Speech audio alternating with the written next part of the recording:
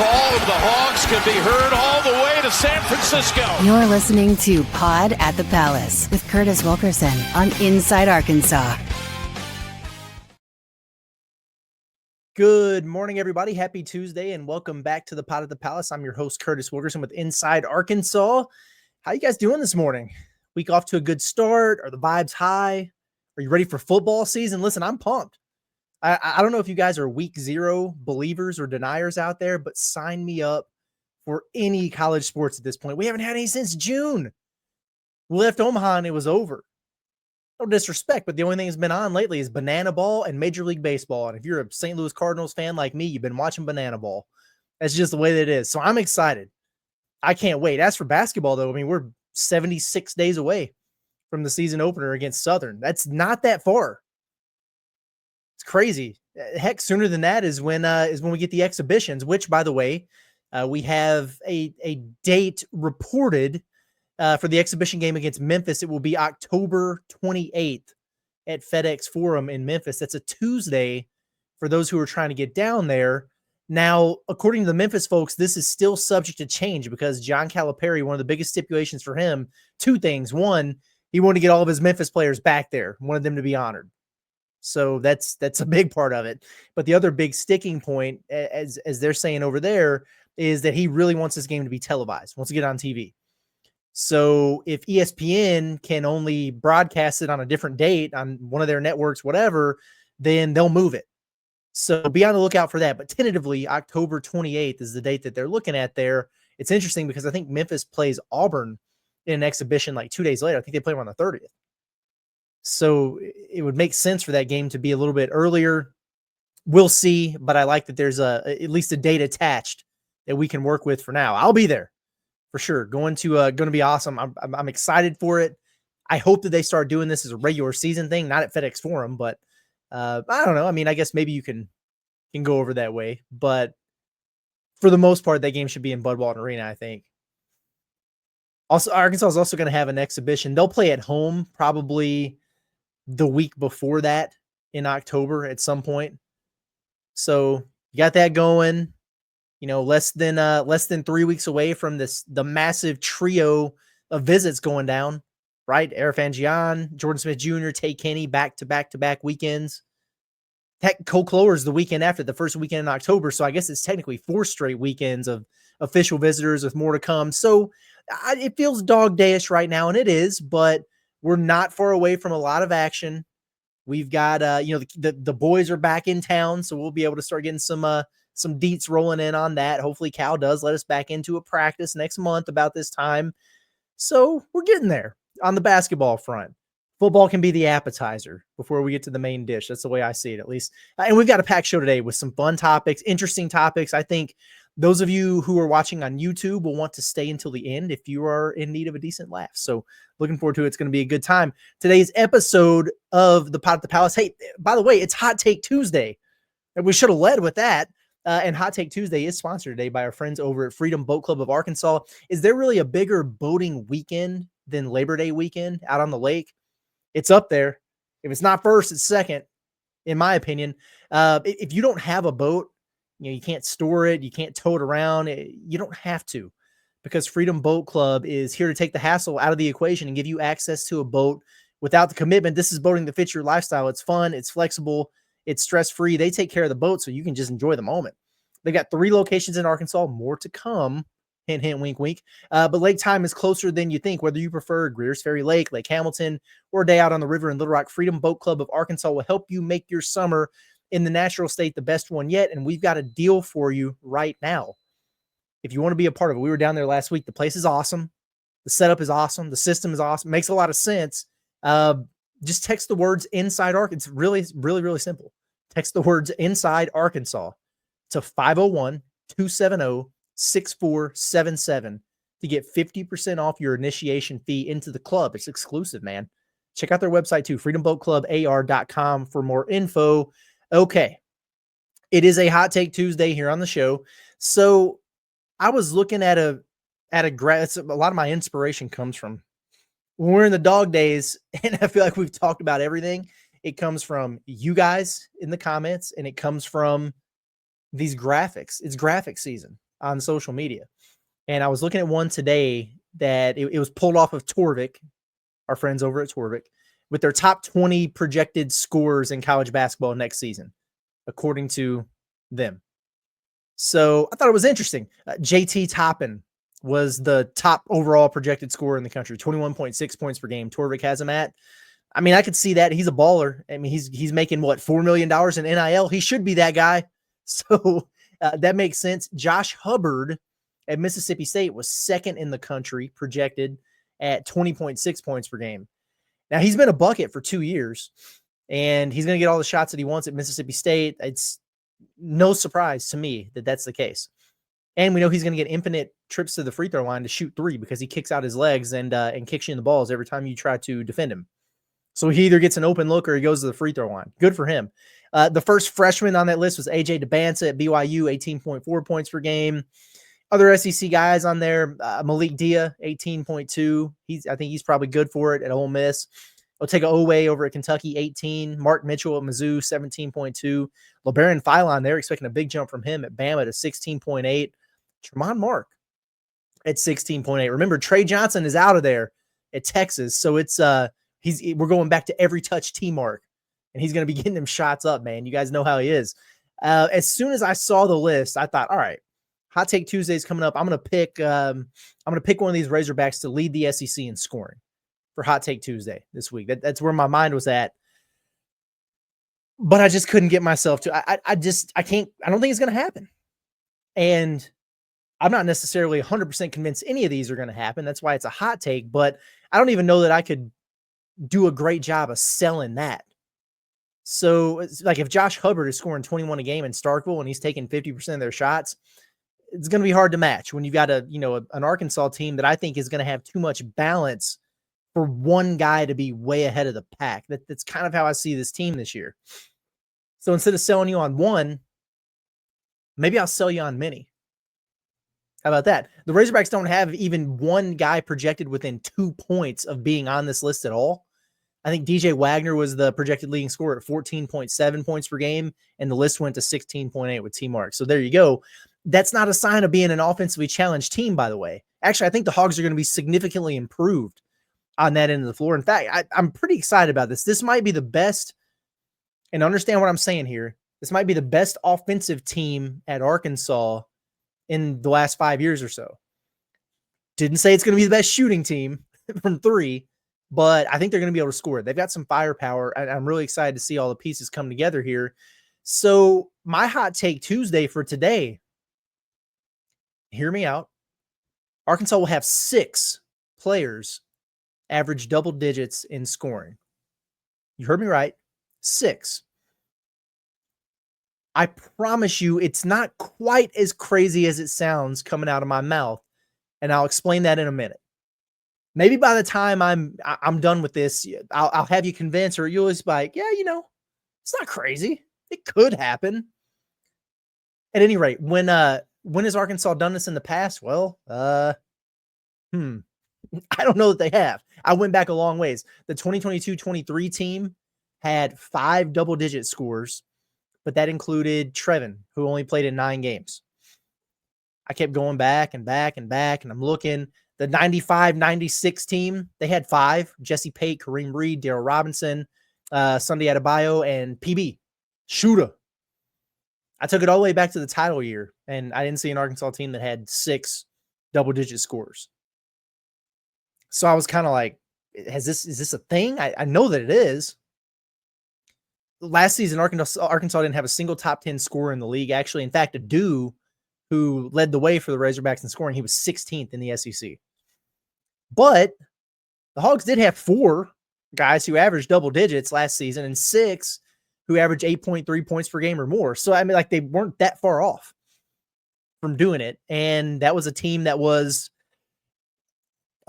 offensively challenged for a decent portion of the year. Is that is that the PC way of putting it? The context, though, which I'll provide here, is that Boogie and Adu both missed a lot of time. And in missing a bunch of games, it opened the door for other guys to play more and get their scoring numbers up. And that's kind of a common theme as I was doing some research here. But I will say going into this year with this team, I think that this roster is built for balance and deep scoring because, well, I think that 8 guys are going to take up a lion's share of the minutes. And yes, I do think Isaiah Sealy and Palo Smito are both going to play roles. I've talked about that a ton. Still, though, the top 8 guys are going to shoulder the load here. And I'm of the opinion that the fewer you play and the more minutes they play, the easier it is to have higher scoring totals. Like when Mike and Nolan were doing the, hockey line changes, 40 minutes of hell, you have more guys playing. So it's like, okay, there's more opportunities for more guys to score. But the flip side was you had 2 to 3 guys who were playing more than 25 minutes per game. And then you had like 6 or 7 who were playing 13 to 18, maybe 20. So Arkansas should have 8 guys this year playing the type of minutes necessary to score that many points. All of them won't, but I don't think it would be crazy to see him have several who do. Cal had 5 guys scoring double figures his last season at Kentucky, and then Justin Edwards was at 8.8. So very close to that happening then. Well, what stood out about that team? A lot of people say, well, they had, Reed Shepherd, they shot, made a ton of threes and everything. They really didn't. They shot it the top percentage in the country, but it was still that John Calipari kind of low volume team. They played fast, very fast, high possessions, high tempo, lots of shots. So that is going to be a necessary ingredient here, by the way. Last season, Arkansas was 69th nice in adjusted tempo, according to KenPom.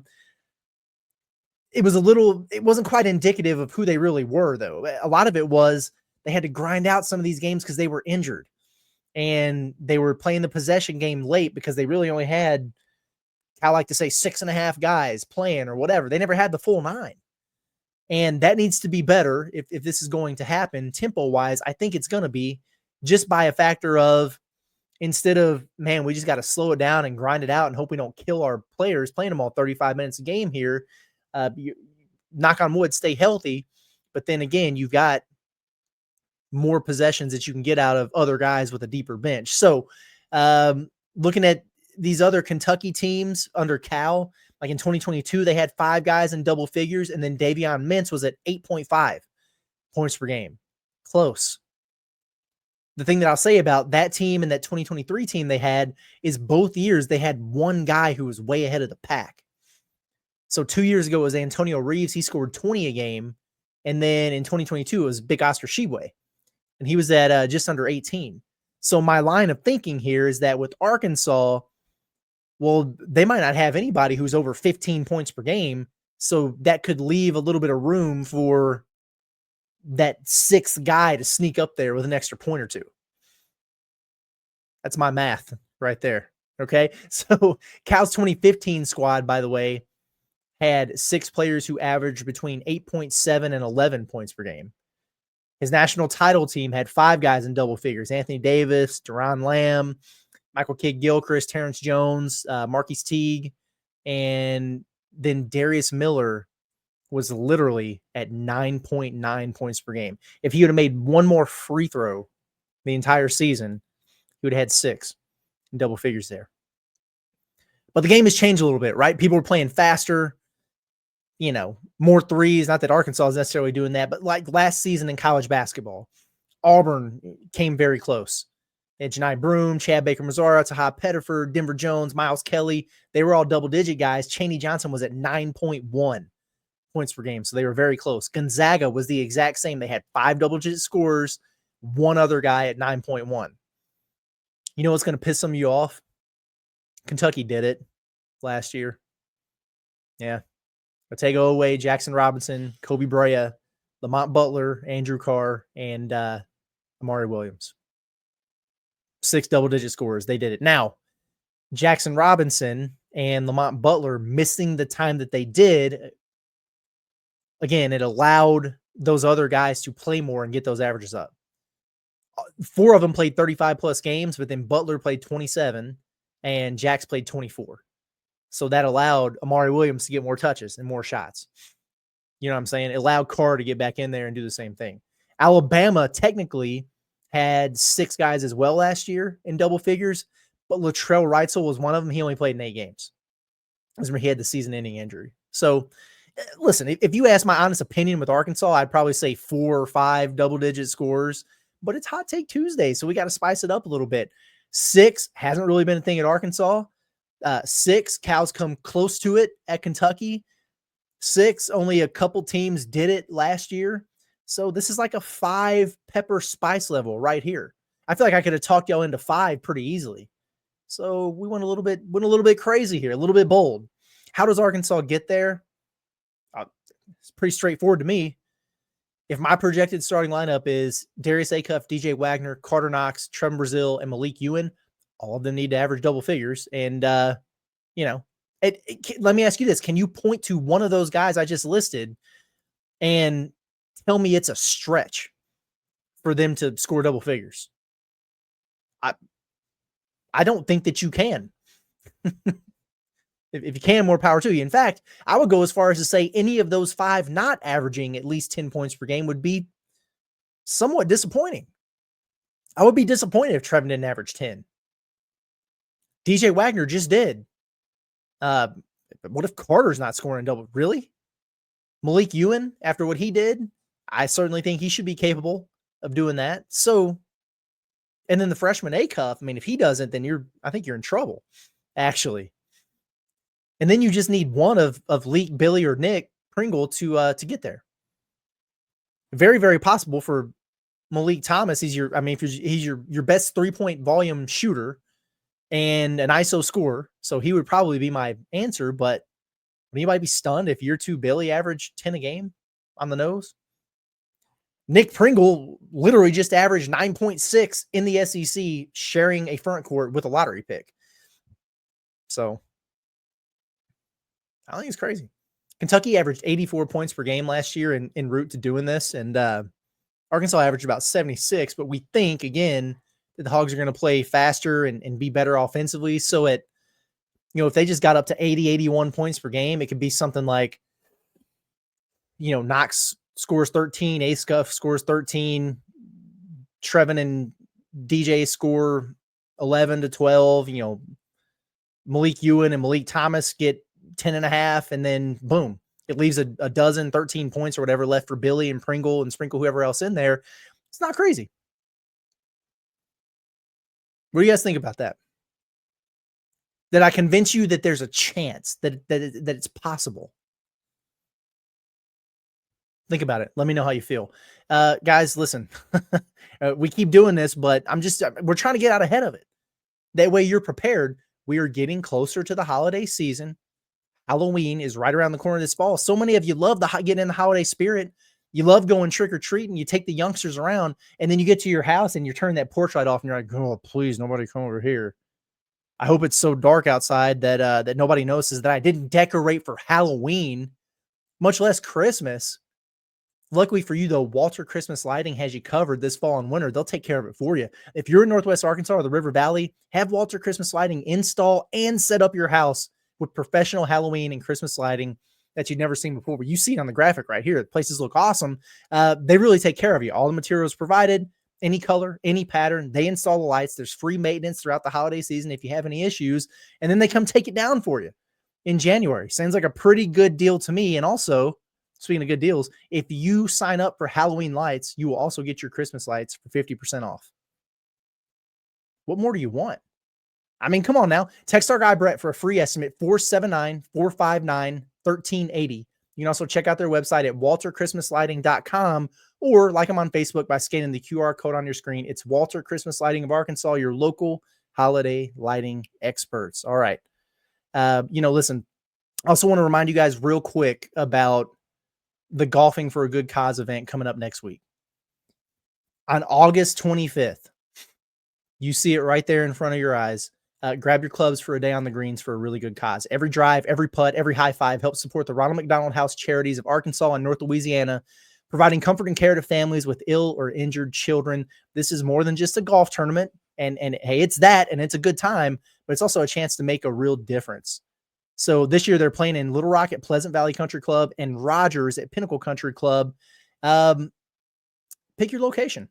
Sign up now. Spots are filling up fast. This is presented by Tyson Foods, McDonald's, Newlyweds Foods. So the heavy hitters there, breakfast and lunch are going to be served at the event. So you can get a little bit of grub too. Sign up. rmhcarkansas.org/events today. That's rmhcarkansas.org/events today. Proceeds from the tournament in Rogers support the Ronald McDonald House and Ronald McDonald Family Room in Northwest Arkansas. All right, let's get back to it. We'll get back to the old recruiting trail tomorrow. Just have a little fun with some stuff today, and we're going to start sneaking in some of those, what we're hearing segments as the team gets back into workouts, start ramping things up. The season's getting close, like we said. And, which, by the way, I'll share this. I talked yesterday about Karter Knox and Malik Thomas being at the Nike Skills Academy in Cali over the weekend, and it was interesting how relationships work, but had a guy who I had started exchanging messages with from the Muss and Gus days, who knew those guys from when they were both out on the West Coast. And that's kind of how the relationship started. But at any rate, he was helping out that thing over the weekend. And he hit me and he said, "Bro, the light has come on for Karter Knox." Okay. You absolutely love to hear it. I hope so. Hell, it has to, right? I mean, it's time to level up into alpha mode. So you like to hear that. I asked him about Leak and he just responded with dog. So whatever, man. Hey, works for me. All sounds good. Now, moving back to the topic conversation today here, guys, I have 2 questions for you as we close the show. But one, I want to throw out here and let you chew on it for a minute. Is Arkansas the best college basketball program of the 2020s that hasn't made a Final Four? People love to ask the question if Arkansas baseball is the best program without a College World Series. The answer to that is 1,000% yes. Did you guys see that list of the most March Madness wins this decade? So since 2020, Arkansas is on it. In fact, I think I have it here. Let me pull it up. Yeah, there you go. You got Houston, with has the most with 16. They've got a Final Four under their belt, a title game appearance under the belt. UConn with 13. They had back-to-back championships. Gonzaga made the title game in 2021. Duke has a dozen NCAA tournament wins in that span, 2 Final Fours since 2020. Bama has 11. They got a Final Four on the books a couple years ago. Baylor with 10 wins cuts down the nets. Arkansas with 10 wins there. We're still waiting. Couple Elite Eights. They've been knocking on the door. UCLA with 10. They were in the Final Four in 2021. Kansas, they've got 1 fewer NCAA tournament win than you do over that time span, but they do have a ring. Purdue's got 9. They got popped as a 1 seed by a 16, but then they turned around and got to the title game. Tennessee is at 9. They have 2 Elite Eights like Arkansas. No Final Four, so we could maybe debate between Tennessee and Arkansas there. Creighton has 9 tournament wins since 2020. They've got 1 Elite Eight. They haven't made a Final Four either. I would say Arkansas and Tennessee, it feels like have had more measured success. Honestly, they're not on the list, which is crazy. Kentucky is probably the correct answer. I mean, think about it since 2020, after the COVID year. 2 seed, lost in the first round. 6 seed, lost in the second round. 3 seed, lost in the first round. 3 seed last year, lost in the Sweet 16. Yeah, I mean, I think Kentucky is actually probably the answer. Fortunately, we have their head coach now, and he'll get to shake off his own cobwebs, and Arkansas is hopefully here in the very near future. But, I don't know about you guys. I'm tired of knocking on the door. Like, let's get greedy and kick that sucker in. You know what nobody's saying about Arkansas basketball? That they should, take being decent and swallow it and like it. That they'll never be a championship program, that they're the ditch diggers of the SEC. People know what this program is capable of, and it's not just because of Nolan Richardson in the 90s. It's a sleeping giant. It's just a matter of time before this happens for Arkansas. Just a matter of time. At least that's what I choose to tell myself, that all the heartbreaks, the Sweet 16 collapse against Texas Tech last year, the Elite Eights didn't go your way. All those moments are going to culminate in us finally getting over the hump here as Razorback fans, and it's going to feel really, really good when it happens. Fun story at CBS Sports. I don't know if you guys saw it over the weekend. It was about the top 5 college basketball games to play outdoors. Fascinating stuff. I think it's because Kentucky's AD said something about playing somebody at Kroger Field, whatever. They had some interesting ones that they came up with, like Iowa State on the Field of Dreams. That's pretty cool. That's a good idea. Illinois, Mizzou, the Under the Arch in St. Louis. And that's a rivalry game that they play every year in St. Louis, Arch Madness, bragging rights game. So as a guy who lived in St. Louis for a long time, doing that under the Arch would be cool. Wouldn't work, but it'd be cool. USC, Texas in the Rose Bowl. Yeah, that'd be pretty sweet. Army, Navy on the White House lawn. That'd be kind of crazy. If they're going to do a UFC card there, they could play a basketball game there at Seton Hall versus St. John's at Rucker Park. Yeah, of course. Those are some good ones for sure. I was thinking about this for Arkansas, and I came up with a few possibilities. And of course, I asked ChatGPT to create me an image for all of them. The first one I was thinking about, what would be the best regional matchup where fans could travel to? It'd be a cool outdoor venue. What about Arkansas versus Kansas at Arrowhead? There it is. What do you guys think about that? Would draw a huge crowd. I think it would be a lot of fun. Easy travel for both teams. Here's what I'll say. ChatGPT, you got to sharpen up a little bit. First of all, why are there two white guys on the floor in Arkansas Razorback uniforms? Second of all, why are they both wearing number 31? Like, what the hell are we doing here? And is that the Jayhawk in the middle of the floor? This is not a home game for Kansas. I mean, it sort of is because Lawrence isn't that far, but no. This is neutral site. I mean, look at the stands. A lot of red in there. You see some blue mixed in, but come on now. It's pretty cool. Could you imagine a game out there? They play NCAA tournament games in NFL stadiums, just the domes. Like, I was there for a Final Four at AT&T Stadium. Do a little open air action. I think it'd be pretty fun. I don't know about you guys. Do you guys remember when they would do the games on the aircraft carriers? I'm sure you probably do. They had to cancel it once because there was like condensation on the floor. Guys are slipping all over the place. They were like, yeah, we can't do this. It's not safe. But I remember watching, I think it was North Carolina and Michigan State play on one. It was crazy. It's awesome. And so I got to thinking about it. It's like, man, it'd be pretty sweet if Arkansas did that. Did you know that they house a lot of those aircraft carriers in San Diego? So what about a little aircraft carrier action between Arkansas and USC in Eric Musselman's backyard? What do we think? Look at this pic, man. This would be absolutely electric, though. Look at that crowd. Look at the setup. You see the ship back there. That's awesome. When did Eric Musselman become taller than John Calipari? What are we doing here? First of all, that's a great AI depiction of Cal. Suit on, no tie, a little casual, looks good, looks sharp. Not bad on Muss either, except him being way taller than he needs to be. Now, I had to ask ChatGPT 4 times to get Eric Musselman out of a Razorback polo and into a USC one for this to come out right. 4 times I had to prompt him. Hey, put Eric Musselman in the USC polo. He's not the Razorback coach anymore. And John Calipari sure as hell ain't coaching USC. It's crazy. It'd be a lot of fun. I'm going to let that sit there for a second while I talk about this next one. I absolutely loved the Rucker Park idea with St. John's. That would be awesome. Rucker Park's the mecca of outdoor basketball. So I got to thinking about the best place because we didn't want to copycat them for an outdoor Arkansas St. John's game. And I remember they just did that boxing match at Times Square.